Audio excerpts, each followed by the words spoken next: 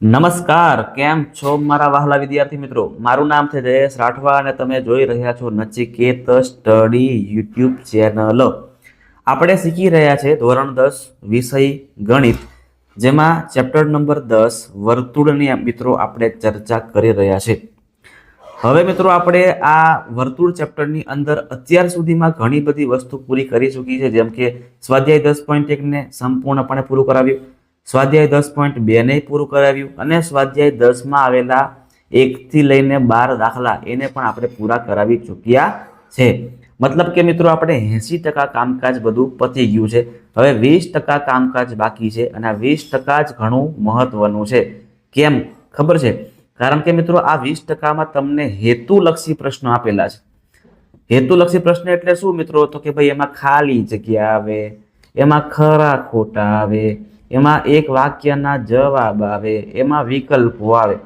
અને તમારી બોર્ડની પરીક્ષામાં મિત્રો 24 માર્ક્સ તો ખાલી હેતુલક્ષી પ્રશ્નોના જ છે. એટલા માટે આ 20% ભાગ આપણા માટે ઘણો જ ઇમ્પોર્ટન્ટ સાબિત થઈ રહે છે, જેને આપણે આ વિડીયોથી શરૂઆત કરીએ છીએ. આ વિડીયોમાં સૌથી પહેલા દાખલા નંબર 13 ખાલી જગ્યા તમને આપેલી છે, એ ખાલી જગ્યાઓ જે છે આપણે સોલ્વ કરીશું. ચાલો શરૂઆત કરીએ છીએ મસ્ત મજાની. દાખલા નંબર 1 ખાલી જગ્યા નંબર 1 શું આપેલી છે વાંચીએ.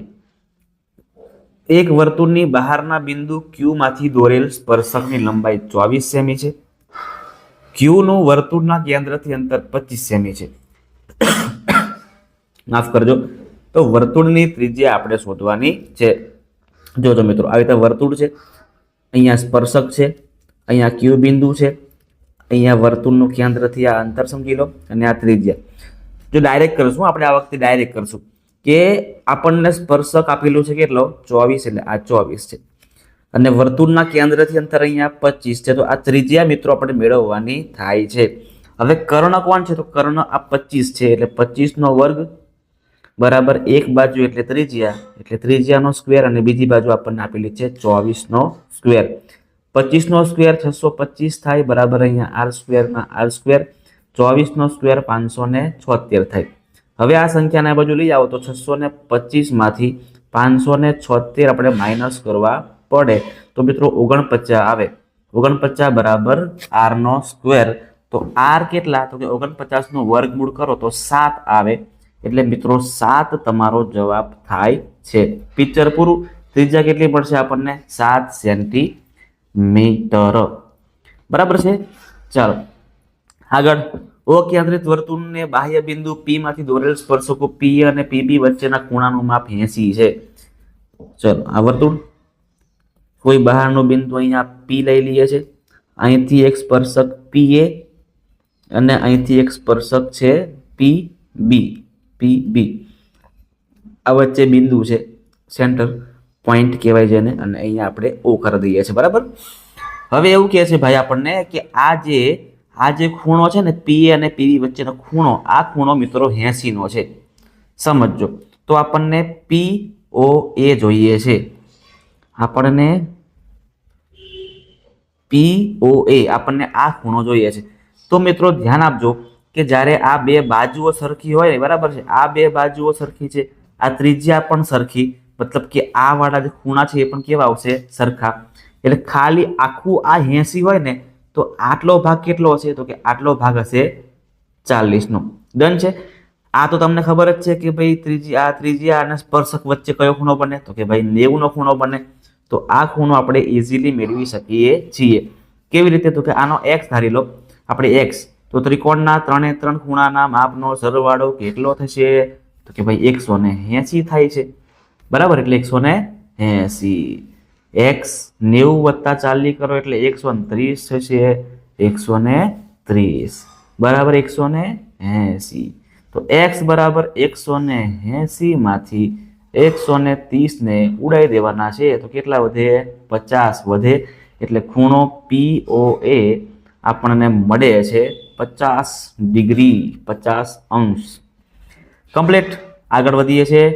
અકેન્દ્રિત વર્તુળના બિંદુ P માંથી દોરેલ સ્પર્શક PQ છે. OPQ સમદ્વિભુજ ત્રિકોણ હોય તો OQP કેટલા છે? આકૃતિ બનાવી દઈએ ને તો વધારે આપણને ખ્યાલ પડે. આકૃતિ તમારે બનાવી દેવાની. શું કે જો ઓ કેન્દ્રિત વર્તુળના બિંદુ પી માંથી દોરેલ સ્પર્શક પી ક્યુ છે. તો પી માંથી દોરેલ સ્પર્શક પી ક્યુ છે. ઓ પી ક્યુ બરાબર છે. અહીંયા આપણે ઓ કેન્દ્રિત વર્તુળમાં ઓ દોરવાનો, ઓ કરવાનું. અહીંથી એક લાઈન ખેંચી દઈએ અને અહીંથી એક લાઈન આપણે ખેંચી દઈએ છીએ. બરાબર છે. શું કહે છે તો કે ઓ પી ક્યુ જે છે ત્રિકોણ એ સમદ્વિભુજ ત્રિકોણ છે. કેવો ત્રિકોણ છે મિત્રો? સમદ્વિભુજ ત્રિકોણ છે. મતલબ કે આ બાજુ અને આ બાજુ બંને કેવી હશે? સરખી હશે. યાદ રાખજો મિત્રો, આ બાજુ અને આ બંને બાજુ સરખી હોય ને તો જેને સમદ્વિભુજ કહેવાય. કર્ણ સરખો હશે નહીં. યાદ રાખજો, કર્ણ સરખો ક્યારેય કરતા નહીં. કર્ણ હંમેશા મોટો જ આવે. એટલે ઓ ક્યુ અને ઓ પી એ બંને કેવા છે? સરખા છે. તો હવે આ ઓ ક્યુ પી કેટલા આવશે? તો મિત્રો આપણે આમાં એવું બી કરી શકીએ છીએ. બરાબર, તમને ખબર છે કે આપણે ચેપ્ટર નંબર 9 ભણ્યા હતા કે ભાઈ ટેન થીટા બરાબર સામેની બાજુ ના છેદમાં પાસેની બાજુ. યાદ છે આવું કરતા હતા આપણે? સામેની બાજુ છેદમાં પાસેની બાજુ આપણે કરતા હતા. તો મિત્રો એની અંદર તમને ખબર છે તેવી રીતે કે સામેની બાજુ અને પાસેની બાજુ બંને સરખી હોય ને તો ટેન કેટલા આવતા હતા? યાદ છે? ટેન કેટલા આવતા હતા? કોઈને યાદ છે ને? તો કે સિમ્પલ છે મિત્રો, 45 અંશ આવતા હતા. એટલે આ ઓ ક્યુ પી કેટલા મળશે આપણને? 45 અંશ મળશે. બરાબર છે, કમ્પ્લીટ છે. અહીંયા છે ને આપણે ક્યુ નહીં આવે, અહીંયા છે ને પી ક્યુ, અહીંયા પી આવશે, અહીંયા ક્યુ આવશે. તો જ કે ઓ ક્યુ પી જે છે, ઓ ક્યુ પી આ ખૂણો 45 બનશે. આ ખૂણો 45 બનશે અને આ ખૂણો બી કેટલો બનશે? 45 અંશ જ બનશે. આપણે જે આ ખૂણો છે તો કેટલો હોવાનો? એ તો ફરજિયાત 90 ડિગ્રી જ હોવાનો. કમ્પ્લીટ. એટલે આ જે પીક્યુમાં કે ક્યુ ખૂણો છે એ કેટલો હશે? 45. આગળ વધીએ છે. સમાન વર્તુળો પરસ્પર સી બિંદુએ બહારથી સ્પર્શે છે. હવે એ બી એ તેમનો સામાન્ય સ્પર્શક હોય તો એ સી બી નું માપ કેટલું હશે એ આપણે શોધવાનું છે. બરાબર, સમાન વર્તુળો છે અને પરસ્પર મિત્રો સી બિંદુએ બહારથી સ્પર્શ કરે છે. જોજો આવી રીતે આ એક વર્તુળ અને આ કરી દઈએ છીએ આપણે અહીંયા બીજું વર્તુળ. બરાબર છે, આ બીજું વર્તુળ છે. હવે શું કહે છે કે મિત્રો અહીંયા શું છે તો કે અહીંયા સી બિંદુ છે. અહીં કયું બિંદુ છે? સી. અને એ બી એ તેમનો સામાન્ય સ્પર્શક છે. એ બી એ તેમનો સામાન્ય અહીંયા સ્પર્શક આપણે બનાવી દઈએ છે. તો મિત્રો તમને ખબર છે તેવી રીતે કે જ્યારે પણ અહીંયા ત્રિજ્યા હોય, બરાબર, જ્યારે પણ ત્રિજ્યા, એક જ મિનિટ, આ વર્તુળની ત્રિજ્યા લઈ લો કે પછી આ વર્તુળની ત્રિજ્યા લઈ લો, તમે કોઈ પણ વર્તુળની ત્રિજ્યા લેશો તો સ્પર્શક અને વર્તુળ વચ્ચે જે ખૂણો બને છે એ કેટલો બનશે? તો કે ભાઈ 90 અંશ જ બનશે. આ પ્રમેય છે, આપણે જાણીએ છીએ. કેટલો બનશે ભાઈ? 90 અંશ બનશે. તો એ સી બી કેટલા આવશે? અહીંયા 90 અંશ આવશે. આગળ જઈએ છે. ચતુષ્કોણ એબીસીડી એક વર્તુળને પરિગત છે. એ બી બરાબર 7.2, બીસી બરાબર 8.5, ડીએ બરાબર 6.9. તો સીડી કેટલા આવશે? તો કે મિત્રો વર્તુળ છે, બરાબર છે, વર્તુળ આવી રીતે વર્તુળ અને એની પરિગત એની આસપાસ આવી રીતે ચતુષ્કોણ આપણને આપેલો હોય. બરાબર, ચતુષ્કોણ આપણને આવી રીતે આપેલો હોય તો આને પરિગત એવું કહેવામાં આવે. શું કહેવામાં આવે? ને પરિગત કહેવામાં આવે. તો એ બી સી ડી, તો જે બાજુઓ સામસામેની હોય ને એનો સરવાળો એ બી પ્લસ સી ડી બરાબર બીજી સામસામે બાજુ એનો સરવાળો એ ડી પ્લસ બીસી. ચલો, એ બી નું માપ છે 7.2, સીડી નું માપ નથી ખબર, એ શોધવાનું છે. એડી નું માપ 6.9 છે અને બીસી 8.5 છે. હવે 7.2 ને 7.2 જ રાખો, કશું ના કરો એને. સીડી રાખો. 6.9 અને 8.5 નો સરવાળો કરો તો 9 ને 5 14 વધી પડી 1, 8 ને 6 14 ને 15 એટલે 15.4. કેટલા આવે છે? 15.4. તો સીડી બરાબર 15.4 ના છેદમાં 7.2. હવે આપણે આને ઉડાવીએ તો શું, સોરી માફ કરજો, નીચે નહીં આવે, ઓછા કરવાના થશે. હા, તો અહીંયા 15.4 અને 7.2 અહીંયા શું બનશે? માઇનસ બનશે.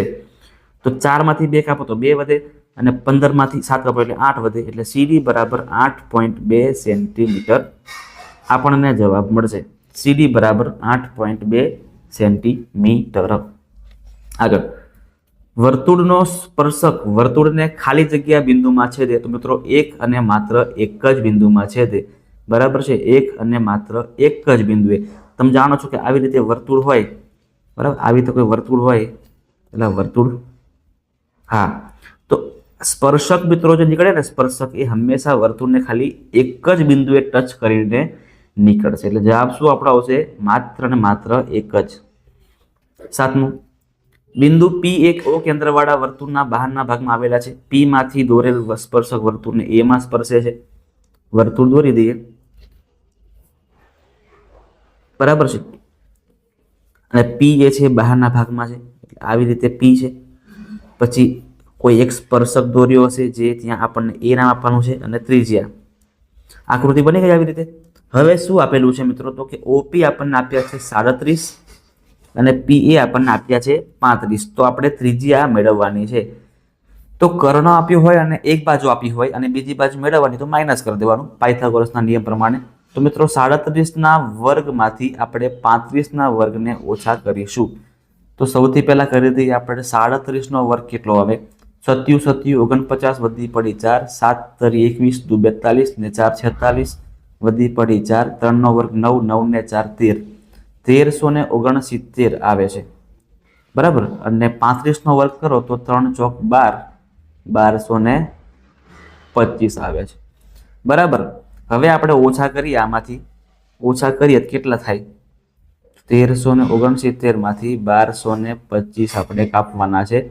અહીંયા 4 આવશે, અહીંયા 4 આવશે ને અહીંયા 1 આવશે, એટલે કે 144 આવે છે. અને 144નું વર્ગમૂળ થાય એ આપણો જવાબ, એટલે કે 12 સેન્ટીમીટર આપણને ત્રિજ્યા મળે છે. આગળ વધીએ છીએ. ઓ કેન્દ્ર અને પી કેન્દ્ર ઓ કેન્દ્ર અને પી કેન્દ્ર વાળા વર્તુળોની ત્રિજ્યા 7 સેમી અને 8 સેમી છે. જો ઓપી બરાબર 10 સેમી હોય તો વર્તુળોને ખાલી જગ્યા સામાન્ય બિંદુ હોય. સૌથી પહેલા આમાં આપણે આકૃતિ બનાવી અને ત્યાર પછી દાખલો આપણે ગણીએ. તો જો મિત્રો, અહીંયા સૌથી પહેલા આપણે કરીએ 7 સેમી. સમજો કે આ 7 સેમી ત્રિજ્યા વાળું વર્તુળ છે અને બીજું જે વર્તુળ છે મિત્રો, બીજું વર્તુળ એ 8 સેમી ત્રિજ્યાનું છે. થોડુંક આપણે મોટું કરીએ. જો આ 7 સેમી મળી ગયું ત્રિજ્યા, આપણે આ 7 સેમી અને 7 સેમી કરતા હવે જે બીજું છે એ આપણે થોડુંક મોટું કરીએ તો આ 8 સેમી થઈ ગયું. હવે મિત્રો જો આપણે આવી રીતે એ મૂકવા જઈએ આવી રીતે તો સમજજો કે કેટલું કેટલું આવે. અહીંથી આ 7 સેમી અને અહીંથી બીજા 8 સેમી. તો આ કેન્દ્રથી લઈને આ કેન્દ્ર વચ્ચે અંતર કેટલું થઈ ગયું? તો કે 7 ને 8 15 થઈ ગયું. પણ 15 નથી કરવાનું, આપણે ઓપી જે છે એટલે કે આ ઓ અને આ પી વચ્ચેનું અંતર કેટલું? 10 કરવાનું છે. એટલે વર્તુળ આપણે શું કરવું પડશે મિત્રો? નજીક લાવવા પડશે. શું કરવું પડશે? આપણે વર્તુળને નજીક ખેંચવા પડશે. તો આ વર્તુળ થોડુંક નજીક આવે આવી રીતે. તો હવે માની લો કે અહીંયા ઓ કેન્દ્ર અને આ પી કેન્દ્ર વચ્ચે અંતર જે છે એ 10 હવે આપણને મળી ગયું છે. પ્રશ્ન શું છે? તો કે વર્તુળોને ખાલી જગ્યા સામાન્ય બિંદુ હોય તો વર્તુળો કેટલી જગ્યાએ છેદે? તો 2 જગ્યાએ. તમે જો કે એક આ જગ્યાએ અને એક આ જગ્યાએ આ વર્તુળને મિત્રો 2 સામાન્ય બિંદુ હોય. બરાબર, આ તમારો જવાબ છે. દાખલો આપણે કોઈ ગણવાનો છે નહીં, પણ આવો દાખલો તમને ચોપડીમાં પણ આપેલો છે, એ તમારે કરવાનો છે. આગળ, ઓ કેન્દ્ર અને 11 સેમી ત્રિજ્યાવાળા વર્તુળનો એક બિંદુ પી છે. પી માંથી દોરેલ સ્પર્શક પરનું બિંદુ એ કેન્દ્રથી 61 સેમી દૂર હોય તો પી એ આપણે શોધવાનું છે. તો અહીંયા ઓ કેન્દ્ર, બહારનું બિંદુ અહીંયા પી લઈ લઈએ છે, સ્પર્શક અને અહીંયા સ્પર્શક પરનું બિંદુ કેન્દ્ર એ થી ઓ થી 61 સેમી દૂર હોય તો આપણે પી એ શોધવાનું છે. બરાબર છે. હવે જોજો મિત્રો, ઓ કેન્દ્ર છે અને 11 સેમી ત્રિજ્યા છે. ક્લિયર છે? બધાને ખબર પડી ગયા છે. હવે આ જે એ થી જે અંતર છે મિત્રો, ઓ થી જે એ 61 છે. કેટલું છે આ? 61. તો હવે આપણે આ કિંમત કેટલી છે એપી આપણે શોધવાની છે. હવે 61 જે છે શું છે મિત્રો? તો 61 એક કર્ણ છે, એટલે કર્ણમાંથી આપણે એક બાજુ જે આપી છે એને માઇનસ કરવું પડે. તો તો આપણને જવાબ મળે એ આપણને એપી મળશે. તો 61 નો વર્ગ કરીએ. અહીંયા 61 નો વર્ગ કેટલો આવે? તો 1 નો વર્ગ 1, 6 એકા 6, 6 દુ 12, વધી પડી 1, 36 ને 1 37. બરાબર છે ને? કોઈ જગ્યાએ ભૂલ નથી થતી ને? 6 એકા 6, 6 દુ 12, બરાબર, વધી પડી 1, એટલે 3721 આવે છે. કેટલા આવે છે? 3721. અને 11 નો વર્ગ તો તમને ખબર જ છે 121. હવે મિત્રો 3721 માંથી 21 કાપો, 121 કાપો તો કેટલા આવશે? 3600 આવશે. અને 3600 નો વર્ગમૂળ કરવા જાઓ તમે, 3600 નો વર્ગમૂળ તો 36 થશે. એટલે અહીંયા આપણો જવાબ શું આવશે મિત્રો? 36 સેન્ટીમીટર. ક્લિયર છે? ચાલો આગળ વધીએ છીએ મિત્રો. આગળ આગળ આગળ આગળ આગળ જતા જઈએ છીએ. 3600 છે ને? અરે માફ કરજો, ઉતાવળે ભાઈ ભૂલ થઈ છે. 3600 નું વર્ગમૂળ ભાઈ 60 થાય હે ને? 36 નું વર્ગમૂળ 6 થશે અને 00 ના 1 0 કરી દેવાના. કેટલા આવશે? 60 આવશે. માફ કરજો, ઉતાવળે ભૂલ ચૂક થાય છે.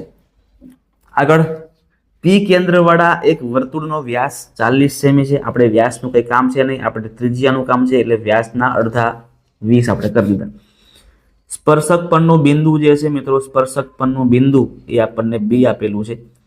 અહીંયા બી આપેલા છે. પી કેન્દ્રવાળું વર્તુળ છે. આ આપણને 20 આપેલા છે. બાર કોઈક બિંદુ પી હશે અને અહીંયા જોડી દઈએ છે. એબીનું માપ જે છે, એબીનું જે માપ છે એ 21 સેમી છે. તો પીનું જે બી થી અંતર ખાલી જગ્યા સેમી થઈ આપણને પૂછેલું છે. ચાલો હવે શરૂઆત ક્યાંથી કરીએ? તો મિત્રો જોજો, અહીંયા 20 આપેલા છે અને અહીંયા આપણને 21 આપેલા છે. બરાબર છે? રકમમાં કોઈ જગ્યાએ ભૂલ થતી એમ કેમ લાગે છે? પી થી લઈને બી નું અંતર તો આપેલું જ છે આપણને. અહીંયા પી કેન્દ્રવાળા એક વર્તુળનો વ્યાસ 40 સેમી છે. ઓકે, વર્તુળ પરના બિંદુ એ માંથી દોરેલ સ્પર્શક પરનું બિંદુ બી છે. ઓકે, તો અહીંથી લઈને અહીંયા એ છે અને બીજું બિંદુ અહીંયા બી છે. તો હવે આપણે પીબી નું માપ, પીબી નું અંતર શોધવું છે. એટલે બરાબર જ કર્યું છે. એટલે 20 નો સ્ક્વેર પ્લસ આપણે 21 નો સ્ક્વેર કરવો પડશે. 20 નો સ્ક્વેર 400 અને 21 નો સ્ક્વેર 441, એટલે 841. હવે મિત્રો 841 નું વર્ગમૂળ કેટલું આવે છે એ આપણે કરવાનું છે. તો જો આના માટે બી એક રીત છે. 841 લખી દેવાના, 2 અને આનું એક ગ્રુપનું બનશે.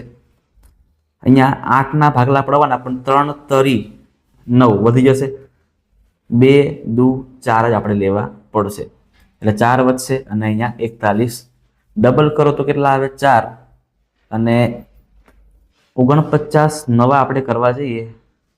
49 9 9 9 81 વધી પડી 8, 9 ચોક 36, 36 ને 8 44, એટલે 49 9 441, એટલે કે 29 આનો વર્ગમૂળ નીકળશે.